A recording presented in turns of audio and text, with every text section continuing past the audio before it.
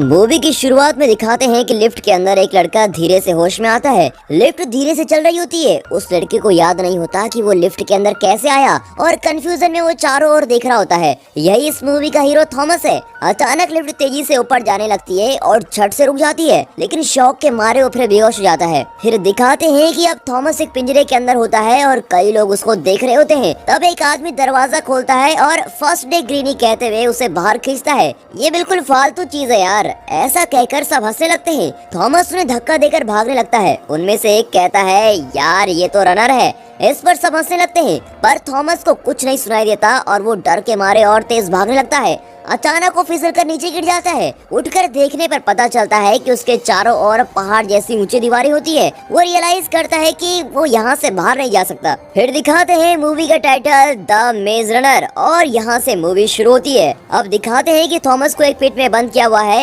एक आदमी उसके पास आकर कहता है, अगर तुम ना भागने का वादा करो तो मैं ये दरवाजा खोल सकता हूँ। फिर वो दरवाजा खोलकर कहता है कि मेरा नाम एल्बे है, तुम्हारा क्या नाम है और तुम कहाँ से आए हो? थॉमस कहता है, मुझे कुछ याद नहीं, पता नहीं मुझे क्या हुआ है, मैं एकदम ब्लैंक फील कर रहा हूँ। एल्बी कहता है, कोई बात नहीं, शुरू शुरू में सबका यही हाल होता है। 2-3 दिनों में तुम्हें अपने बारे में सब कुछ याद आ जाएगा। तुम्हारी तरह कई लोगों को इस जगह पर बंद करके रखा हुआ है। फिर वो थॉमस को बाहर लेके जाता है और उसे कुछ झोपड़पट्टियां दिखाकर कहते हैं कि हम यहीं रहते हैं, यहीं सोते हैं और अपनी जरूरत की सारी सब्जियां वगैरह यहीं खेत में उगा के खा लेते हैं। बाकी की चीजें हमें बॉक्स में दी जाती है। थॉमस पूछता है, ये सब कर कौन रहा है और तुम्हें बॉक्स कौन भेजता है? एल्बी कहता है, ये तो मुझे पता नहीं। एक्चुअली यहाँ कुछ लोगों को पकड़कर दीवारों से बंद इस किले में रखा जाता है। इस किले को वो ग्लैड कहते हैं। उनकी जरूरत की चीजें एक बॉक्स में डालकर दी जाती हैं, बिल्कुल बिग बॉस की तरह। लेकिन यहाँ के लोगों को ना तो अपने पर्सनल डिटेल्स याद होती हैं और ना ही ये पता होता है कि इन्हें किसने यहाँ बंद किया है। इनकी मेमोरी पूरी तरह मिट चुकी होती है। तभी एक इनोसेंट दिखने वाला लड़का भागता हुआ आता है। एल्बे कहता है, इसका नाम न्यूट है। जब मुझे कोई काम होता है तो यही जगह की देखभाल करता है।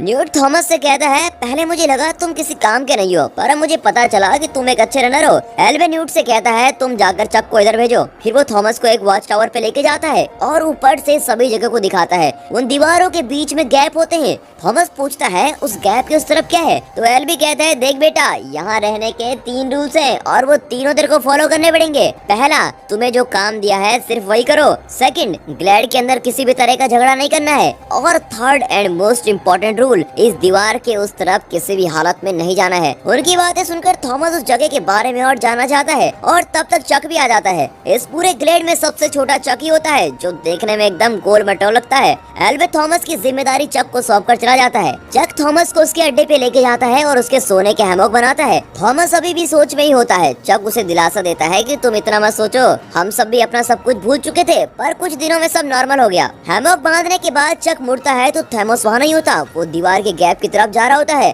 चक उसे आवाज देता है, ओ भाई, लीडर की बात नहीं सुनी क्या आपने? वहाँ जाना मना है। तभी दीवार के उस तरफ से 2 लोग भाग कर आते हैं। अब थॉमस पूछता है, तुम दोनों तो मुझे मना कर रहे थे जाने को, पर ये दोनों तो उस तरफ से आए हैं। चक बताता है कि ये दोनों रनर्स हैं और इन्हें मेज के बारे में सब कुछ पता है। दीवार के उस तरफ जाने के लिए मेज की जानकारी जरूरी है और रनर होना भी बहुत ही ज्यादा इम्पोर्टेंट है, इसलिए हम वहाँ नहीं जा सकते, पर ये दोनों जा सकते हैं। ये सुनकर थॉमस मेज के बारे में और भी इंटरेस्टेड हो जाता है। वो दीवार के पास जाता है और अचानक गैली नाम का एक आदमी उसे धक्का देकर कहता है, तुम यहाँ नहीं आ सकते। थॉमस को बहुत ही गुस्सा आता है और उससे भिड़ जाता है, पर कुछ लोग उसे पकड़ लेते हैं। थॉमस चिल्लाता है कि तुम लोग मुझे टॉर्चर क्यों कर रहे हो? बताते क्यों नहीं कि दीवार के उस तरफ क्या है और मुझे उस तरफ जाने क्यों नहीं दिया जा रहा है? अचानक दीवार के उस तरफ से भारी आवाज के साथ हवा आती है। थॉमस घबरा जाता है। फिर उस गैप के दोनों तरफ की दीवारें दरवाजों की तरह बंद हो जाती है। गैरी थॉमस से कहता है, अगली बार मैं तुम्हें नहीं बचाऊंगा, समझे? फिर दिखाते हैं कि उस रात सभी कैंप फायर के चारों ओर नाच गा रहे होते हैं। थॉमस और न्यूट अलग बैठकर बातें कर रहे होते हैं। न्यूट कहता है, लगता है तुम पहले दिन मौत के मुंह में चले गए। फिक्र मत करो यार, ये पी लो। थॉमस एक सिप लेता है तो थूक देता है और कहता है, ये घटिया माल तुम खुद ही पियो, पर इतना बेकार ड्रिंक बनाया किसने है? न्यूट गैली की ओर इशारा करके कहता है और वही इसका सीक्रेट जानता है। फिर दोनों जोर से हंसने लगते हैं। फिर थॉमस पूछता है, हम सब इस दीवार के अंदर ट्रैप किए गए हैं, राइट? तब न्यूट कहता है, उस आदमी को देख रहे हो? वही है मीनू, जो रनर्स का लीडर है। रनर्स इस मेज से बाहर जाने का रास्ता ढूंढने की कोशिश कर रहे हैं और वे रोज मेज के बाहर जाते हैं और वहाँ का रास्ता और मोड़ याद करके वापस आते हैं। फिर वे अपनी मेमोरी से एक मैप बनाते हैं। लगभग 3 साल से वे मैप तैयार कर रहे हैं, पर अभी तक कोई भी रास्ता नहीं मिला। थॉमस पूछता है, क्या 3 साल से एक मेज के बाहर का रास्ता नहीं ढूंढ पाए? तब वहाँ भारी आवाज आती है। न्यूट कहता है वो आवाज सुन रहे हो, यहाँ का मेज हर रोज रात को बदलता रहता है और इसीलिए वो बहुत ही खतरनाक है। रनर्स रोज मेज के अंदर जाते हैं और दीवारों के बंद होने से पहले लौट आते हैं। जो रात को मेज में फंस जाता है वो समझो कभी वापस ही नहीं आएगा। अब थॉमस पूछता है पर वहाँ है क्या? न्यूट कहता है वहाँ ग्रीवर्स हैं। इतना कहकर वो थॉमस के सवालों से तंग आकर दूसरी ओर चला जाता है। फिर दिखाते हैं कि गैली किसी से लड़ रहा होता है। वो थॉमस को भी लड़ने के लिए उकसाता है। थॉमस चुपचाप खड़ा होता है पर सभी उसे ग्रेनी ग्रेनी कहकर उकसाते रहे और कोई रास्ता न पाकर थॉमस उस सर्कल के अंदर चला जाता है। इस गेम में जीतने के लिए सामने वाले को सर्कल से बाहर हटाना होता है। थॉमस पहले जरा मार खाता है और गैली उसको चिढ़ाता है, अरे ग्रेनी इतनी जल्दी लुढ़क गए। अब थॉमस चिढ़कर कहता है मुझे ग्रेनी मत कहो।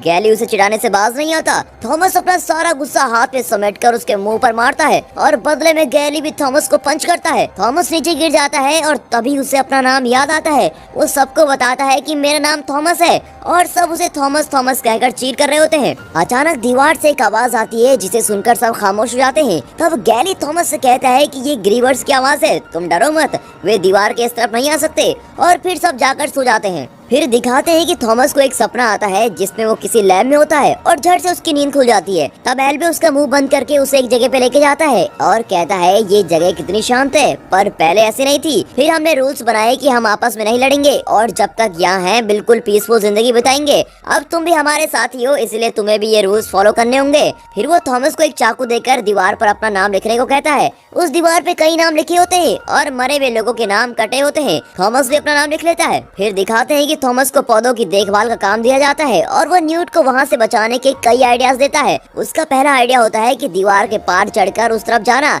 न्यूट कहता है इम्पॉसिबल है, हम ऑलरेडी ये ट्राई कर चुके हैं। नेक्स्ट आइडिया, हाँ यहाँ जो बॉक्सेस आते हैं उनमें बैठकर हम वापस जा सकते हैं। न्यूट इरिटेट होकर कहता है बच्चों तुम्हारे सारे आइडियाज हम ऑलरेडी ट्राई कर चुके हैं, तुम अपना विकिपीडिया बंद करो यार और अपने काम पे ध्यान दो। थॉमस चुप नहीं रहता और अपना दूसरा आइडिया बताने की जिद करता है, पर न्यूट उसे रोक देता है और कहता है 3 साल से हम यहाँ पर फंसे हुए हैं, तुम्हें क्या लगता है 2-3 दिन में जो तुम्हें सूझा होगा वो हमें नहीं सूझा होगा, तुम जाओ और पौधों को पानी दो। थॉमस गुस्से में जंगल में खाद ढूंढने चला जाता है। फिर दिखाते हैं कि जंगल में एक आदमी ज़ॉम्बी की तरह खड़ा होता है। थॉमस पूछता है कहीं तुम बैन तो नहीं? अचानक बैन थॉमस पर झपटता है और उसका गला काटने की कोशिश करता है और कहता है ये सब तुम्हारी वजह से ही हुआ है। थॉमस उसे धक्का देकर हेल्प हेल्प चिल्लाता हुआ वहाँ से भागता है। फिर सब वहाँ आकर बैन से कहते हैं शांत हो जाओ बैन, तुम्हें क्या हुआ है? एल्बी उसकी शर्ट उठाकर देखता है तो उसकी पीठ पर काला निशान होता है। तब गैली कहता है कि इसे भी किसी ने काट दिया है। एल्बी कहता है बैन को जल्दी से पीठ में डाल दो। अब थॉमस को कुछ भी समझ नहीं आता कि यहाँ पर हो क्या रहा है। थॉमस एल्बी से पूछता है कि बैन को हुआ क्या है।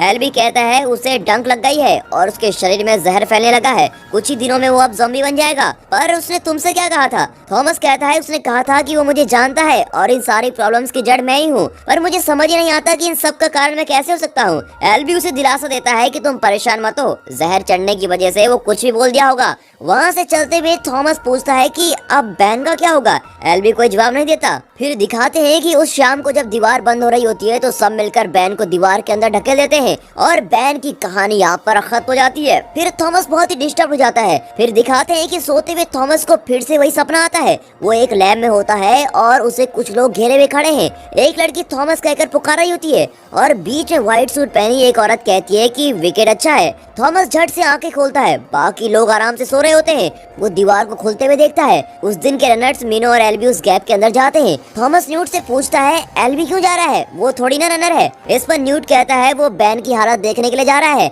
एल्बी पहला आदमी है जो इस ग्रेड के अंदर आया था और उसी ने हम सबको ये सब कुछ सिखाया है और बहुत ही ज्यादा एक्सपीरियंस है, तुम अपना दिमाग मत लड़ाओ। फिर दिखाते हैं कि बहुत देर के बाद एल्बी और मीनो नहीं लौटे होते हैं। सब दीवार के पास जाकर उनका इंतजार करने लगते हैं। कुछ ही देर में दीवार बंद होने लगती है। तब मीनो एल्बी को खींचता हुआ दौड़ता चला आ रहा है। दीवार के बंद होने से पहले वो एल्बी को उस तरफ नहीं ला पाता और सभी बहुत टेंस हो जाते हैं। दोस्तों इस हालत में अगर आप होते तो क्या करते? उन दोनों की मदद के लिए दीवार के उस तरफ जाते या अपनी जान बचाकर सबके साथ ग्रेड के अंदर ही रह जाते? अपना पॉइंट ऑफ व्यू कमेंट में जरूर बताइएगा। थॉमस बिना कुछ सोचे ऐन वक्त पर उस छोटे गैप में घुसकर दीवार के अंदर चला जाता है। फिर दिखाते हैं कि मीनो थॉमस को डांटता है कि वाह बेटा, सीधे मौत के मुंह में घुस आए हो।